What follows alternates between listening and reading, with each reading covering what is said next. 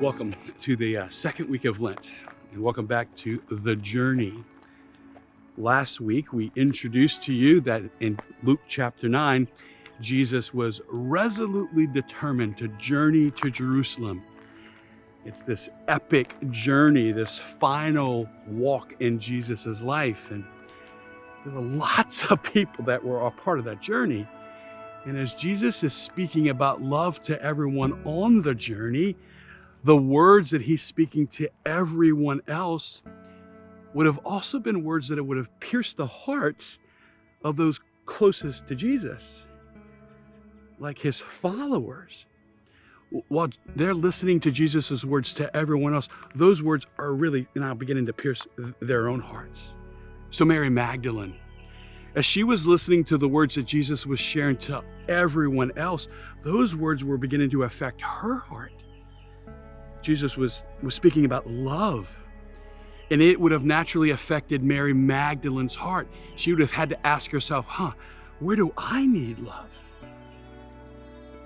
Peter, as he was on the journey, Peter, who immediately thought he was a sinner in the presence of Jesus the first time, as he is now getting to know Jesus more and more, Peter, he's listening to the words that everyone else is hearing, and he's asking himself, where do I need love?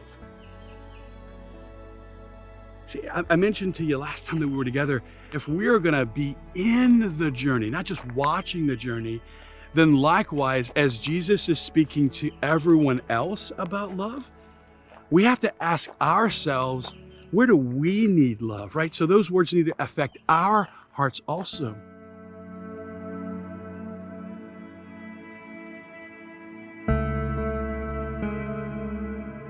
I don't know about you, but I've got lots of excuses or lots of things that pop up in my heart when it comes to God's love, right?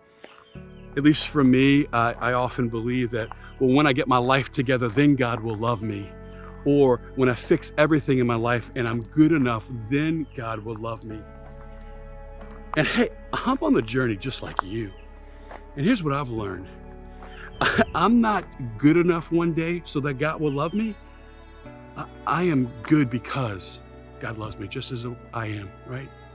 Like I say, here's the good news. God loves you just the way you are, and he loves you too much to leave you there, right? And there's a beautiful story that we're going to find in this second week of Lent that really is about love. It's that story from Luke chapter 10 and the story of the Good Samaritan. Jesus shares this story about this guy who was on the road, and he was attacked on the road and left for dead on the road. And God had met him there, right there where he was. Jesus, as he's sharing the story of the Good Samaritan, talks about a God who met him in his greatest need and cared for him. Pope Benedict XVI, in his great book, Jesus of Nazareth, paints this picture that Jesus is the Good Samaritan who comes to meet us where we need love the most.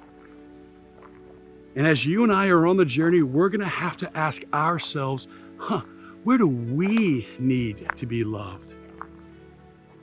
And one of my favorite images of the Good Samaritan comes from Johann Karl Loth. And it's this beautiful image of the Good Samaritan loving the one who has been left for dead, who's in need of healing.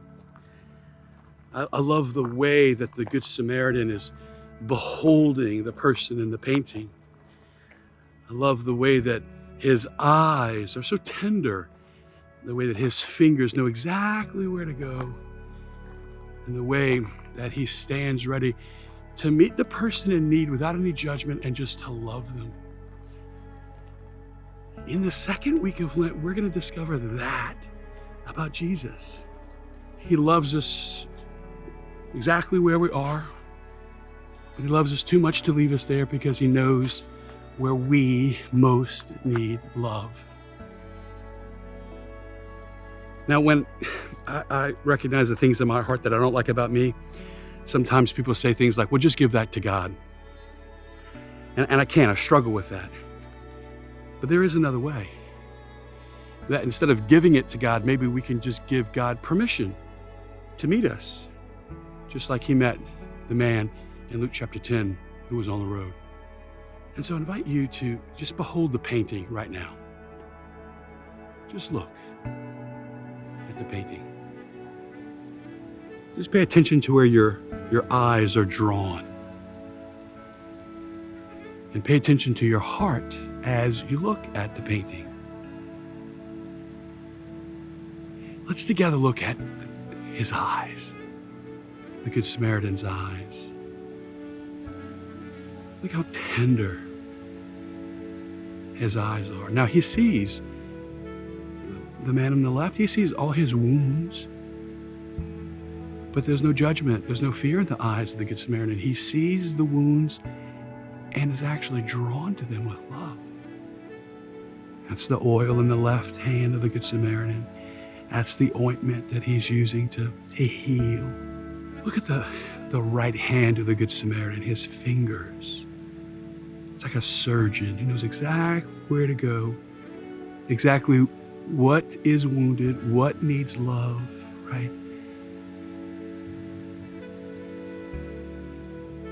Now look at the man on the left. That's me and you. Notice his posture of docility.